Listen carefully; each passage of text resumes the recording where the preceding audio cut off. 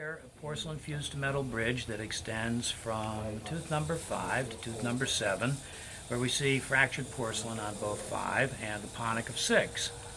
Now, we happen to know that this fracture was caused by an accident in which the patient fell and hit her face on the sidewalk.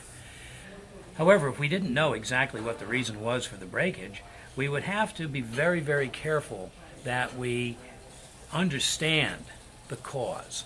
Because sometimes if we were to just repair this area without taking into consideration what caused it, it may just repeat and repeat and repeat. So if you'd close, please, and move your jaws left and right. Okay, that's good. We can see that she has acrylic teeth on a full, complete denture on the mandible, and that when she moves to the right, she's really not hitting this very heavily.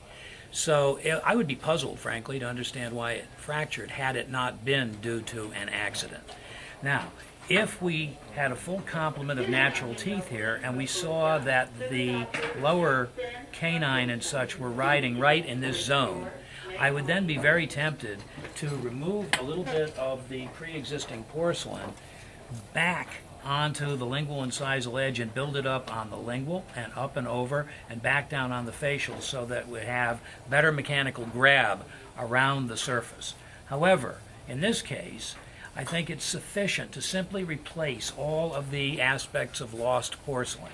And you'll notice that here on the mesial surface, we have chipped porcelain within the body of the porcelain, and here the opaque and porcelain is gone right on down to the underlying ceramo metal. The same is true for the pontic. We have areas right here of missing opaque and porcelain, right here areas of porcelain.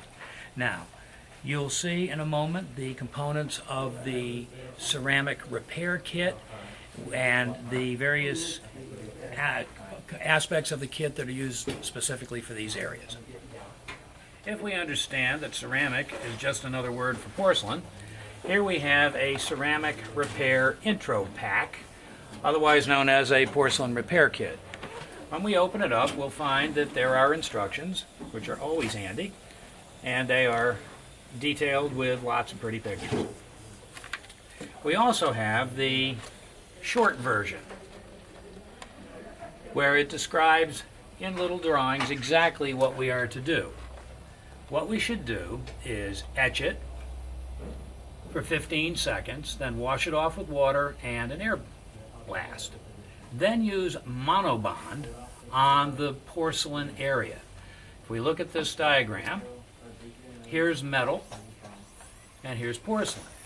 This monobond, which is this business in purple, which will be applied with a brush held in the purple handle, is a silinating agent. And as such, what it does is it makes the existing porcelain sticky so that the repair material, which is a traditional composite, will have a better chance of adapting to it on a mechanical basis. The next business that's applied is the opaque, and that's right here. And this is used to block out the color of the underlying ceramo metal in exactly the same fashion that opaque is used for the same purpose when the porcelain is baked to begin with. The next step is the bonding agent, and the bonding agent is here, also to be used in a color-coordinated fashion with a red handle to match the red label. The bonding agent is applied, a gentle air blast is used to distribute it evenly, and then it's cured. Now, pardon me, I forgot to mention that the mono-opaque is cured for 40 seconds by light, that the helio bonding agent is cured by 20 seconds, and then we will apply the appropriate composite. Now, we are given a shade guide. We have 3 of those shades in this particular kit, and we have already done a test of samples that were close. It was either a choice of A2 or A3, and the A2 is the closest color match, so we'll be using that in the actual repair. All right, then, the one thing that's missing from this list, of course, is the preliminary pumicing with flour of pumice, just to clean up all of the organic debris that may be there and any other little particles of loose porcelain. So we'll start with that. Having seen the repair kit, you can see where it will be necessary to apply the silanating agent to this chipped edge of porcelain and to this porcelain margin here, to all of this area of chipped porcelain. It'll be necessary to apply the opaque to this area of metal and to this area of metal, and then we'll be placing the bonding agent over the opaque and over the silanated porcelain edges, and we'll finally follow up with the composite itself. Now, ideally, it would be very, very nice to have a rubber dam in place, but that's very difficult considering that it's 3 teeth all tied together. And we also have to build the edge of the porcelain down to the tissue surface. So what I will be placing in here will be a sheet of plastic matrix band material that's been contoured to fit the ridge so that I can build the bottom of the pontic against that. Also, I have to be certain that there's no contact of the partial denture with the lingual surfaces of the fracture. And if you can see in the mirror, you can see that the flange of the denture is in the area of the cingulum, which is a very good 2 to 3 millimeters palatal to the break. So the partial denture does not influence this, either in function or passively. We can in fact do everything with the partial denture removed. First step then is just pumicing to clean up all the residual saliva and organic debris.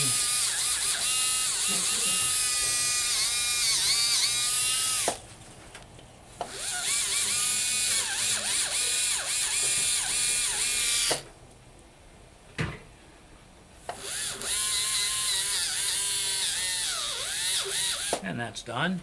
And now we'll go off camera to clean everything up, and we'll be back when it's time to etch.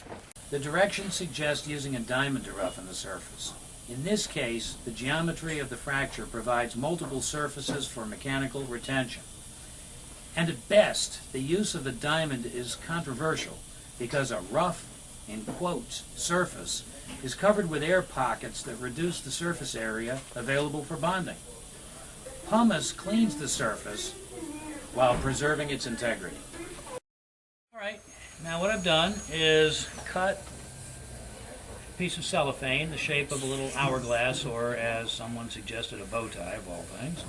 And it comes underneath the pontic, so it kind of gives us a little separation and a means of building the apical portion of the composite.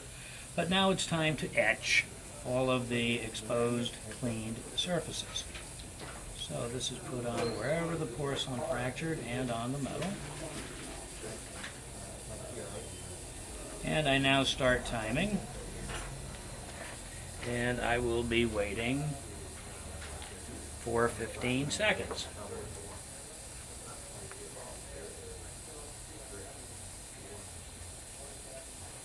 And then we will wash it all off.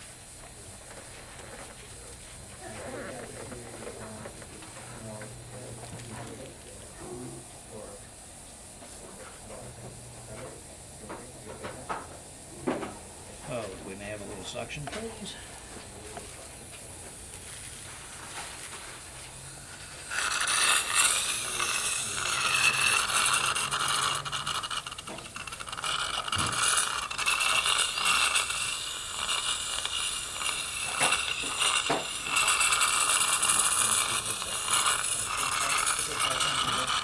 And now we'll go off camera while we get our patient comfortable again and get everything nice and dry.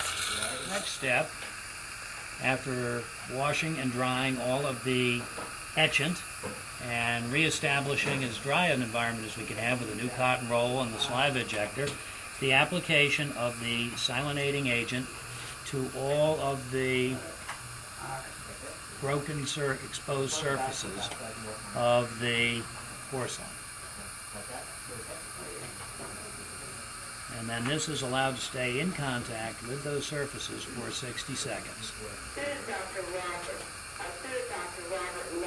After which, the excess is blown dry. So, timing as of right now. And as we can see, it's pretty much all dry on its own. So, just to make certain that it is, a little air, and it is now nice and dry. The next step is the opaque.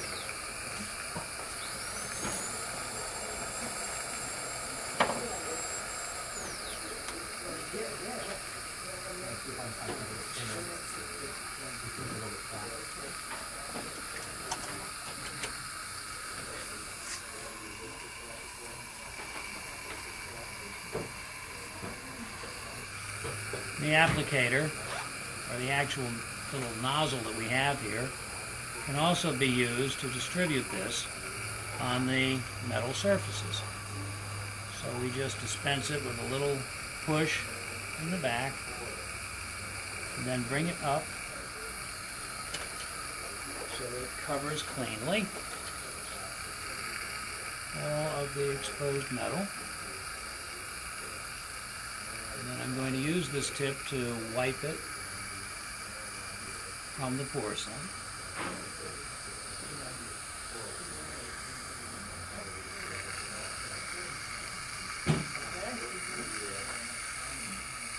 And now cure this with the light for 40 seconds.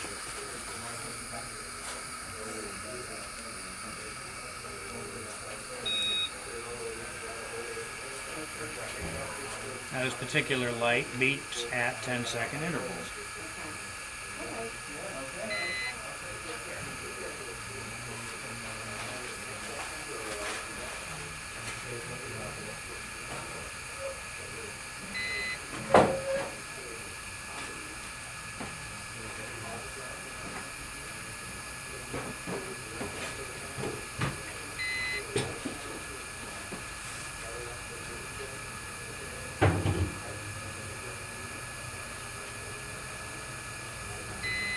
All right, that's our 40 seconds.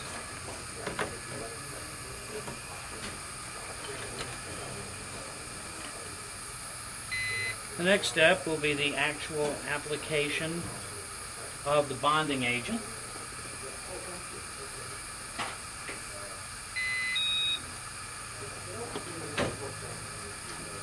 And this is to be applied over the entire surface that needs to be restored.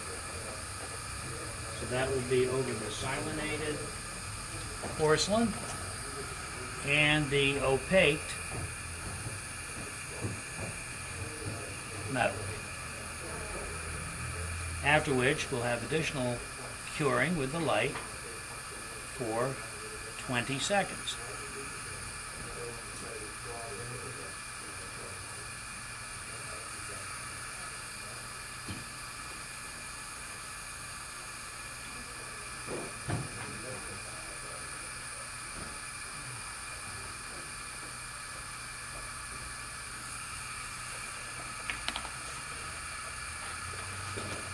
Can the camera ask a question? Certainly. If too much opaque is placed, can it be contoured back? Oh, absolutely. However, I've used this kit enough to know that if we had any thinner layer of opaque than what we have here, we would still start to see some metal through it. So this is what's necessary to ensure that we have an aesthetic result. Thank you. You're very welcome.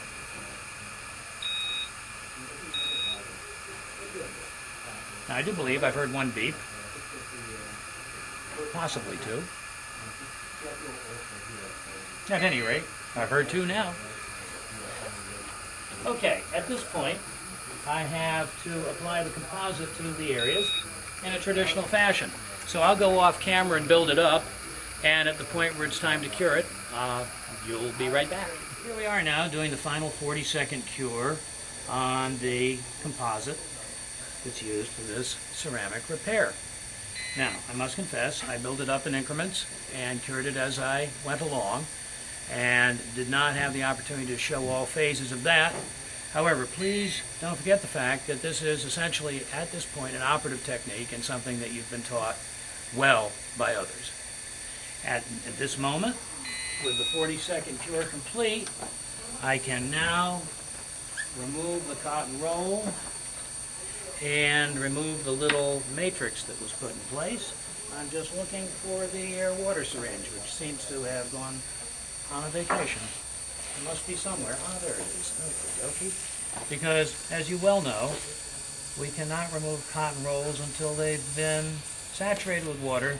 Otherwise, they can cause rope burns. So, that's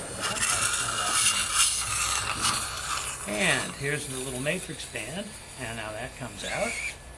And I think perhaps the camera can see that we are still in need of finishing and polishing, but we have a very reasonable color match, and we have more than enough material to allow us to do the final contour. Okie doke.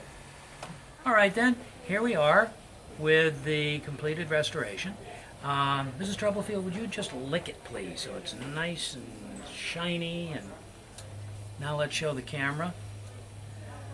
What we've done is shifted the line angle of the canine a little bit more to the distal so that it looks like a full-size tooth.